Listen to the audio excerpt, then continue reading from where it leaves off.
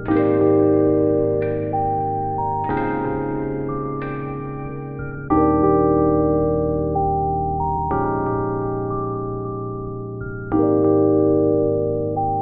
semuanya.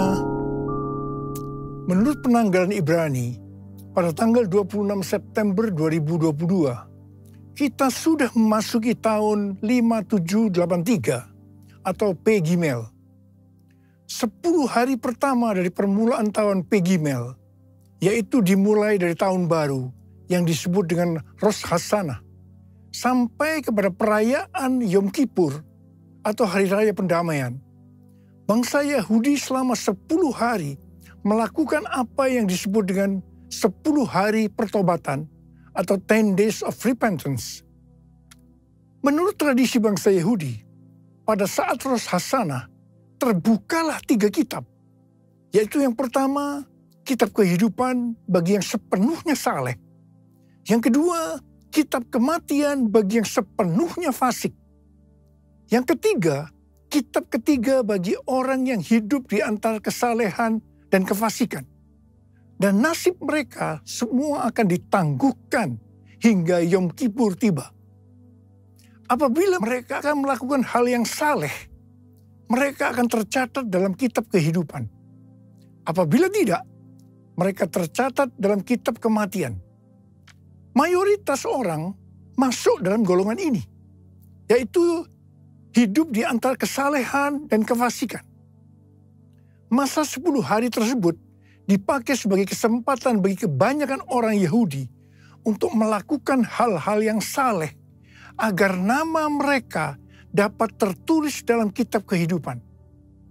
Dengan kata lain, setiap tahun mereka perlu melakukan sesuatu supaya selamat.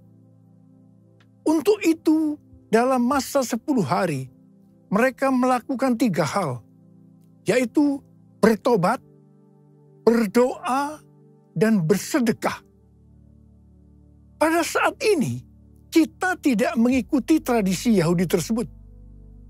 Tetapi pada prinsipnya, ketiga hal tersebut, yaitu bertobat, berdoa, bersedekah, adalah baik dan perlu dilakukan hari-hari ini dengan motivasi dan pemahaman yang benar.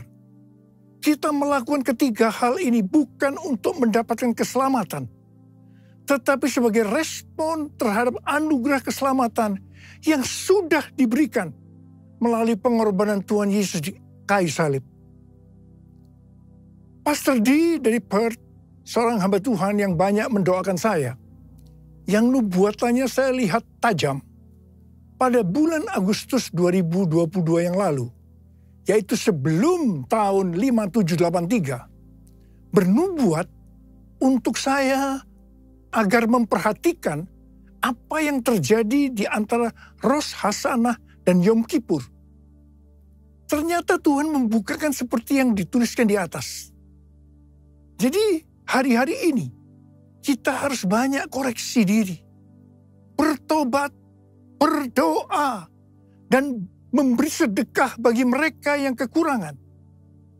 Pastor D ini juga mendapatkan bahwa di tahun 2023, Tuhan akan kembali menggoncangkan bangsa-bangsa di dunia.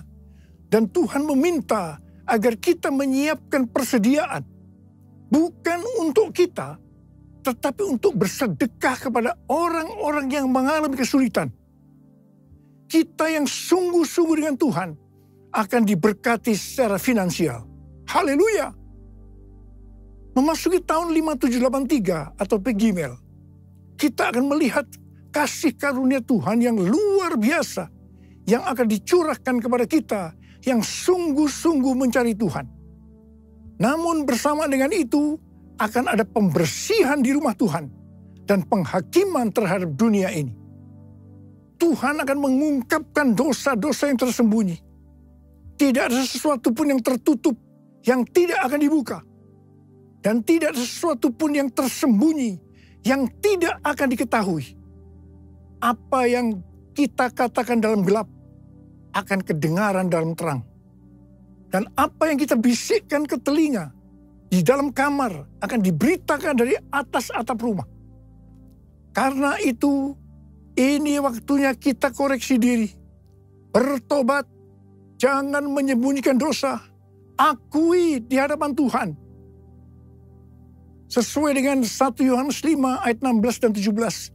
Dikatakan, ada dosa yang mendatangkan maut, dan ada dosa yang tidak mendatangkan maut. Dosa yang tidak mendatangkan maut adalah dosa yang diakui. Sedangkan dosa yang mendatangkan maut adalah dosa yang tidak diakui.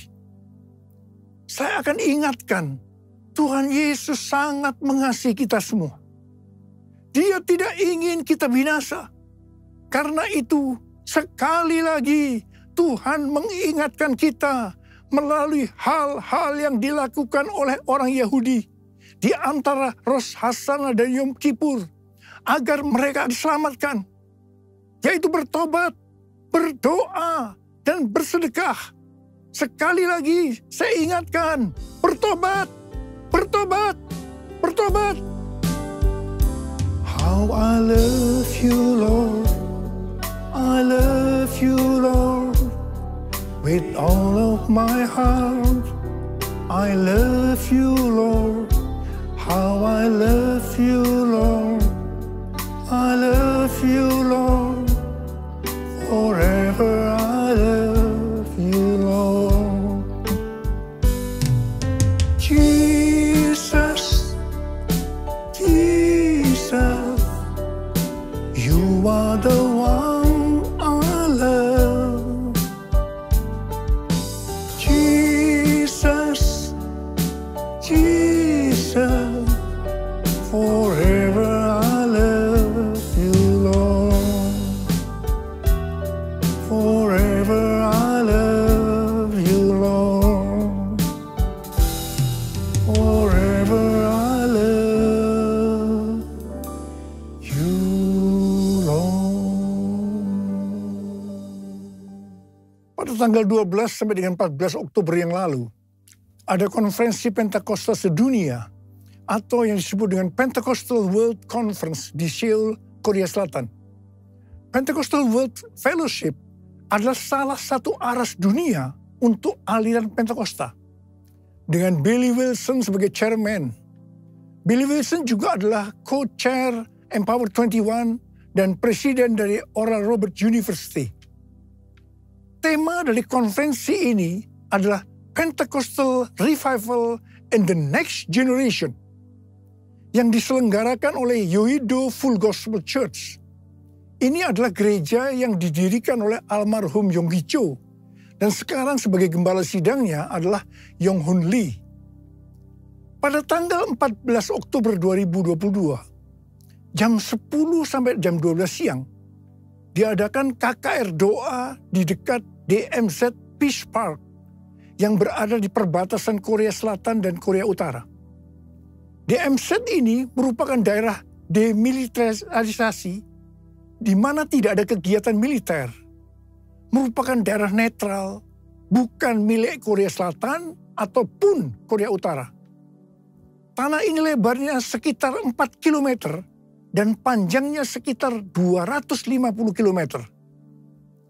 Acara KKR doa ini merupakan puncak dari acara konferensi ini. Saya termasuk salah satu pembicara dalam acara ini. Saya berbicara tentang Pentakosta ketiga. Deklarasi Pentakosta ketiga untuk pertama kalinya dilakukan di Seoul, Korea Selatan, dan dihadiri sekitar 20.000 orang. Pada waktu itu saya berkata, Pentakosta ketiga akan memberikan kuasa kepada kita untuk menyelesaikan amanat agung. Saya akan mengingatkan kepada kita semua bahwa tugas utama kita adalah menyelesaikan amanat agung, yaitu menjadikan semua bangsa itu murid Tuhan Yesus. Harap diperhatikan bahwa hanya murid yang bisa memuridkan. Karena itu kita harus menjadi murid Tuhan Yesus. Hanya murid Tuhan Yesus yang masuk surga. Yang percaya katakan amin. Firman-Mu pelita bagi kakiku, terang bagi jalanku. Firman-Mu pelita bagi kakiku, terang bagi jalanku. Waktu ku bimbang dan hilang jalanku, tetaplah kau di sisiku. Dan takkan ku takut asal kau di dekatku, besertaku selamanya.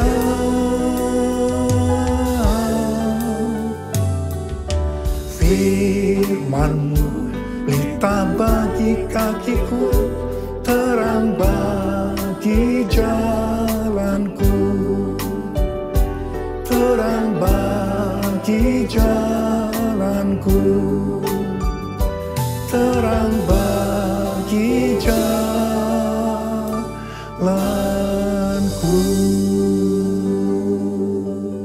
Sekali lagi saya akan katakan pada saudara, kita semua harus jadi murid Tuhan Yesus. Yang mau katakan amin. Hal-hal yang harus diperhatikan kalau kita mau menjadi murid Tuhan Yesus.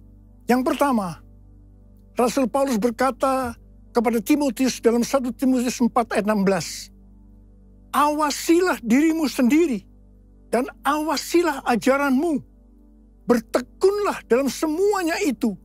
Karena dengan berbuat demikian, engkau akan menyelamatkan dirimu dan semua orang yang mendengar engkau. Ini adalah pesan Tuhan Yesus yang sangat kuat kepada murid-muridnya. Yaitu supaya kita menyelamatkan diri kita sendiri. Dan juga semua orang yang mendengarkan kita. Karena itu, awasilah dirimu dan pengajaranmu. Hal yang harus dilakukan adalah kita harus hidup kudus. Tetap peka terhadap pekerjaan dan karunia Roh Kudus. Mengajarkan ajaran yang benar. Memelihara iman dan memperhatikan kehidupan rohani. Semua harus dilakukan dengan tekun. Yang kedua, Rasul Paulus juga berkata dalam 1 Korintus 9 ayat 26 dan 27, bahwa aku bukan pelari yang tanpa tujuan, dan juga bukan petinju yang sembarang saja memukul, tetapi aku melatih tubuhku dan menguasainya seluruhnya, supaya sesudah memberitakan Injil kepada orang lain, jangan aku sendiri ditolak. Mengenai melatih tubuh dan menguasai seluruhnya, Rasul Paulus berkata dalam 1 Timotius 4 ayat 7b dan 8. Latihlah dirimu beribadah. Latihlah dirimu beribadah. Latihan badani terbatas gunanya. Tetapi ibadah itu berguna dalam segala hal. Karena mengandung janji. Baik untuk hidup ini maupun untuk hidup yang akan datang. Kata ibadah dalam bahasa aslinya memiliki arti kesalehan, godliness. Dalam terjemahan Alkitab New International Version atau NIV dikatakan, train yourself to be godly. Latihlah dirimu menjadi saleh. Kata godliness atau kesalehan ini muncul sebanyak 15 kali dalam Perjanjian Baru, di mana 11 kali terdapat dalam surat Rasul Paulus kepada anak-anak rohaninya, yaitu Timotius dan Titus. Ini berarti pesan kesalehan adalah sesuatu yang sangat penting untuk disampaikan seorang bapak rohani kepada anak-anak rohaninya. Tuhan lewat para bapak rohani memerintahkan kita untuk melatih diri kita supaya menjadi saleh lewat ibadah yang kita lakukan. Saya pribadi sebagai bapak rohani juga sangat menekankan untuk melatih diri supaya menjadi saleh lewat ibadah yang kita lakukan. Hal ini juga sejalan dengan firman Tuhan dalam 2 Petrus 1 ayat 5 sampai dengan 7 yang berkata, kamu harus dengan sungguh-sungguh berusaha untuk menambahkan kepada imanmu kebajikan. Dan kepada kebajikan pengetahuan. Dan kepada pengetahuan penguasaan diri. Kepada penguasaan diri ketekunan. Dan kepada ketekunan, kesalehan. Dan kepada kesalehan, kasih akan saudara-saudara seiman. Dan kasih kepada saudara-saudara seiman, kasih akan semua orang. Selanjutnya dikatakan, apabila kita melakukan dengan berlimpah-limpah, kita akan giat dan berhasil dalam pengenalan kita akan Tuhan Yesus Kristus. Dan kita tidak akan pernah tersandung. Dengan demikian, kita dikaruniakan hak penuh untuk memasuki kerajaan kekal, yaitu kerajaan Tuhan dan Juru Selamat kita, Yesus Kristus. Haleluya! Kita semua yang menantikan hari Tuhan juga diminta untuk hidup kudus dalam kesalehan. Seperti yang difirmankan dalam 2 Petrus 3 ayat 10 dan 11. Tetapi hari Tuhan akan tiba seperti pencuri.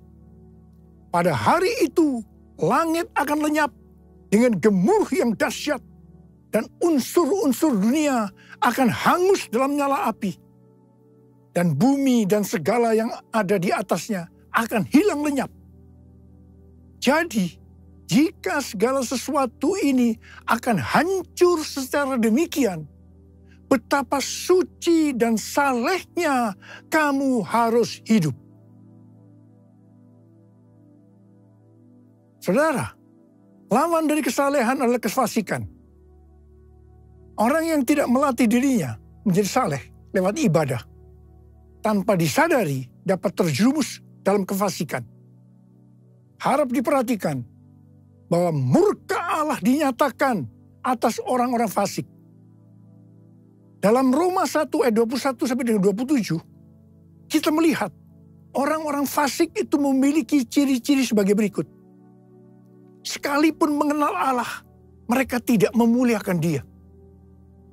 Mereka berbuat seolah-olah penuh hikmat, tetapi mereka telah menjadi bodoh.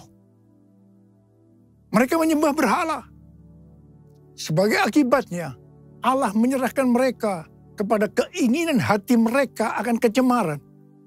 Sehingga mereka saling mencemarkan tubuh mereka. Salah satunya dalam bentuk hubungan sesama jenis atau homoseksualitas. Sebagai Bapak rohani, sekali lagi saya akan mengingatkan, latihlah dirimu beribadah. Bapa, ku persembahkan tubuhku sebagai persembahan yang hidup, kudus, dan yang berkenan padamu, sebagai ibadah yang sejati. Ku sembah Kau, Tuhan. Ku sembah Kau, Tuhan. Ku serahkan hidupku kepadamu untuk kemuliaan nama-Mu. Bentuk ibadah dalam Alkitab ada dua, yaitu vertikal, artinya kepada Tuhan, dan horizontal, kepada sesama. Bentuk ibadah secara vertikal meliputi giat berkumpul bersama untuk menyembah. Yang kedua, memuji dan menyembah Tuhan diiringi alat musik. Yang ketiga, mengingat perbuatan dan pertolongan Tuhan. Yang keempat, bernubuat dan mengaktifkan karunia-karunia Roh Kudus dalam sebuah pertemuan. Yang kelima, mengambil bagian dalam perjamuan kudus. Yang keenam, mempersembahkan tubuh sebagai korban. Yang ketujuh, memperingati kelahiran, kematian, kebangkitan, dan kenaikan Tuhan Yesus ke sorga. Bentuk ibadah secara horizontal kepada sesama. Yang pertama, menolong orang yang mengalami kesulitan atau menderita. Yang kedua, saling menjaga diri dari pencemaran dunia. Dan yang ketiga, saling memberi bantuan dalam sebuah persekutuan. Jadi, kalau kita melihat ibadah secara vertikal atau horizontal tadi, maka ibadah yang dilakukan di dalam gereja hari-hari ini sebenarnya merupakan implementasi atau penerapan dari semua ini. Kalau kita melihat ibadah secara vertikal atau horizontal tadi, sebenarnya yang paling menonjol adalah masalah kebersamaan. Ibrani 10 ayat 25 berkata, janganlah kita menjauhkan diri dari pertemuan-pertemuan ibadah kita, seperti dibiasakan oleh beberapa orang. Tetapi marilah kita saling menasihati, dan semakin giat melakukannya menjelang hari Tuhan yang mendekat. Jadi, latihlah dirimu beribadah, dapat juga diartikan kita harus melatih hidup dalam kebersamaan bersama saudara seiman untuk saling menasihati supaya hidup kita saleh. Hari-hari ini dengan adanya ibadah online, banyak orang yang meninggalkan hidup dalam kebersamaan ini. Ingat, pelayanan online bisa melengkapi tapi tidak akan bisa menggantikan ibadah secara on-site di gereja. Bagi saya, kalau hanya ibadah melalui online saja, saya merasakan ada sesuatu yang hilang. Ada sesuatu yang tidak sempurna. Terutama dalam doa, pujian, dan penyembahan. Dan yang pasti, kita tidak bisa saling menasehati. Walaupun mungkin ada yang berkata, dengan Zoom kita bisa. Tetapi saya percaya, itu juga tidak cukup sempurna. Hari-hari ini, saya melihat semakin banyak orang percaya justru lebih giat melakukan latihan badani ketimbang melakukan latihan ibadah. Sekali lagi saya ingatkan, latihan ibadah lebih penting daripada latihan badani karena mengandung janji, baik dalam hidup ini maupun untuk kehidupan yang akan datang. Pesan Tuhan buat kita sebagai murid adalah kita harus hidup seperti jemaat di Philadelphia. Dikatakan bahwa jemaat di Philadelphia merupakan jemaat yang setia, yang taat akan firman Kristus dan tidak menyangkal Dia. Mereka tidak mau mengikuti cara-cara dunia dan juga menolak mengikuti kecenderungan yang tidak baik dari jemaat lainnya. Mereka bertekun dalam kesetiaan kepada Tuhan Yesus dan kepada kebenaran Injil. Oleh karena kesetiaan mereka yang teguh, maka yang pertama, Tuhan telah membuka pintu-pintu bagi mereka yang tidak dapat ditutup oleh seorang pun. Haleluya! Yang kedua, Allah berjanji akan melepaskan mereka dari masa kesengsaraan. Janji Tuhan untuk melindungi orang yang setia di Philadelphia dari hari pencobaan ini mirip dengan janji Paulus kepada orang Tesalonika yang mengatakan bahwa mereka akan dilepaskan, diluputkan dari murka yang akan datang. Hari pencobaan ini merupakan penghukuman terhadap dunia ini melalui pembukaan meterai, peniupan sangkakala, dan pencurahan cawan murka Allah. Ini sangat-sangat mengerikan. Bagi mereka yang sungguh-sungguh dengan Tuhan, seperti jemaat di Philadelphia, dan menjadi pemenang sebelum hari pencobaan ini, Allah akan memelihara mereka dari hari pencobaan itu dengan cara melalui pengangkatan gerejanya. Tuhan Yesus mengingatkan sekali lagi, "Aku datang segera." Saya akan mengajak saudara untuk menyembah Tuhan. Mari kita angkat tangan kita dan kita katakan bersama-sama, Lord, I worship you. Lord, I worship you. As I bow down on my knees, I worship you. Lord, I worship you. Lord, I worship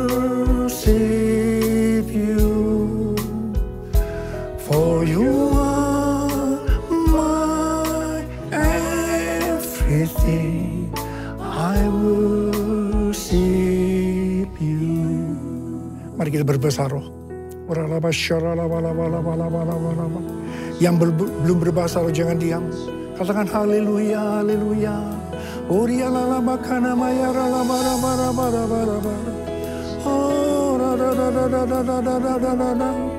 Oh ya Tuhan, ya Tuhan. Ya Aba, ya Aba, ya Aba, ya Aba. Engkau melihat anak-anakmu sedang mengangkat tangan menyembahmu saat ini, ya Aba. Urapi kami semua, urapi kami semua. Urapi kami semua agar kami mengerti Tuhan. Mengerti apa yang harus kami lakukan ke depan ini, ya Aba. Tuhan berkati anak-anakmu semua. Tuhan berkati anak-anakmu. Oh,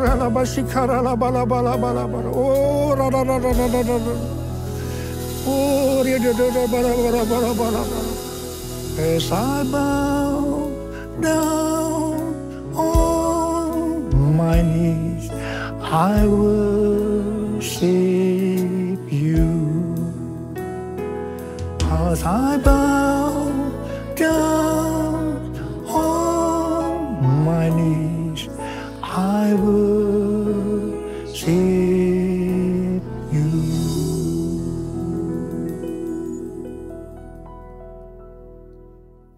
Mari, saudara-saudara, kita akan masuk dalam perjamuan kudus.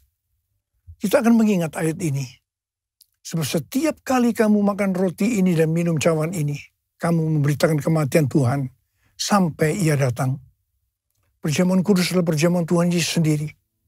Setiap kali kita masuk dalam perjamuan kudus, Tuhan Yesus selalu mengingatkan kita. Biarlah ini menjadi peringatan akan daku.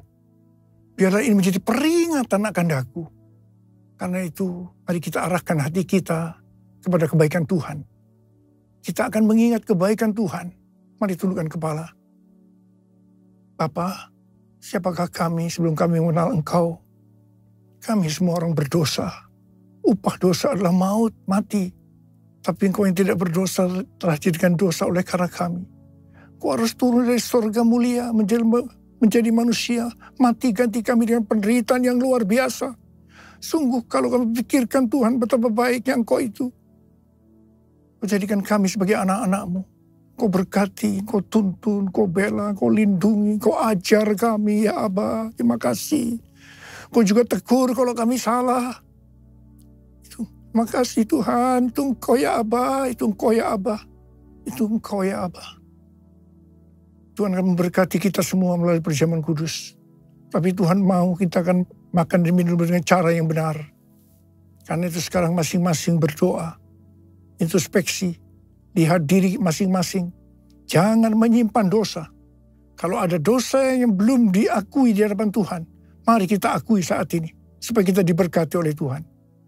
Ampuni kami Tuhan. Ampuni kami, ampuni kami. Ampuni kami semua ya Tuhan. Ampuni. Tuhan, ampuni kami ya Aba. Ampuni kami. Layakkan kami masuk dalam perjamuan kudus ini. Terima kasih Aba. Kami akan masuk dalam perjamuan kudus dengan hati yang penuh ucapan syukur. Dalam nama Yesus kami berdoa. Amin.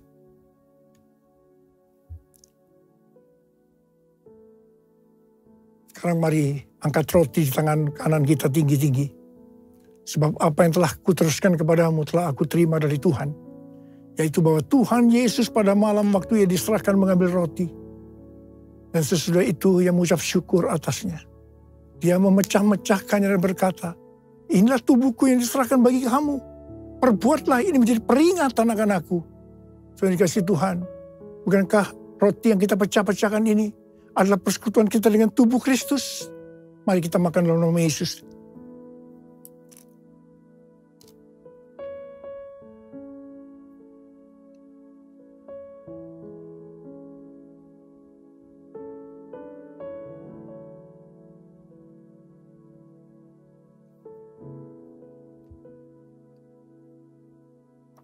Angkat cawan di tangan kanan kita tinggi-tinggi. Demikian juga yang mengambil cawan sesudah makan lalu berkata, cawan ini adalah perjanjian baru yang dimeterkan oleh darahku. Perbuatlah ini setiap kali kamu meminumnya menjadi peringatan akan aku. Tuhan dikasih Tuhan.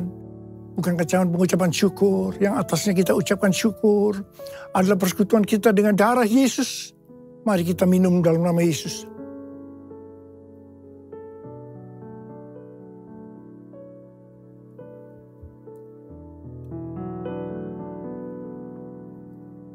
Mari angkat tangan kita. Ucapkan syukur dengan suara, jangan diam. Tuhan, terima kasih ya Tuhan. Terima kasih ya Tuhan. Terima kasih.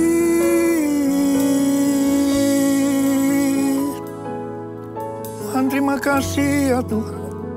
Terima kasih ya Tuhan.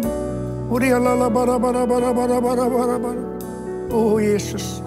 Oh Yesus, oh Yesus, Yesus. Ada berapa banyak di antara saudara yang membutuhkan kesembuhan? Angkat tangan saudara. Angkat tangan saudara. Orang-orang kau melihat tangan-tangan yang terangkat. Mereka membutuhkan kesembuhan. Mereka membutuhkan mujizat Tuhan. Dalam nama Yesus. Sembuh. Sembuh dalam nama Yesus. Sembuh. Sembuh dalam nama Yesus. Oh Tuhan, terima kasih. Mujizat terjadi. Mujizat terjadi. Sembuh dalam nama Yesus. Terima kasih. Terima kasih Yesusku. Terima kasih Yesusku. Puji syukur hanya bagi Tuhanku. Terima kasih Yesusku. Terima kasih Yesusku. Puji syukur hanya bagi Tuhanku. Terima kasih Yesusku. Terima kasih Yesusku. Puji syukur hanya bagi Tuhanku. Terima kasih Yesusku. Terima kasih Yesusku. Puji syukur hanya bagi Tuhanku. Puji syukur hanya bagi Tuhanku. Puji syukur hanya bagi Tuhanku.